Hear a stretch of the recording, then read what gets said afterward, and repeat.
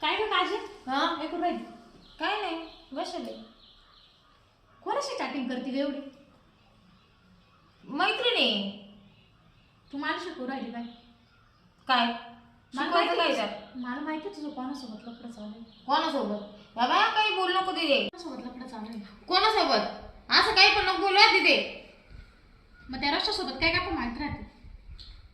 काय रोषा काय त्याचं काय झालं? मला माहित नाही का त्यासोबत तुझं लफडं चालू आहे? सगळ्यात महत्वाची गोष्ट आहे त्याचं नाव रोशन आहे हा मग आणि तो फक्त एक माझा मित्र आहे. मी त्यासोबत चॅटिंग बिटिंग काहीच करत नाही.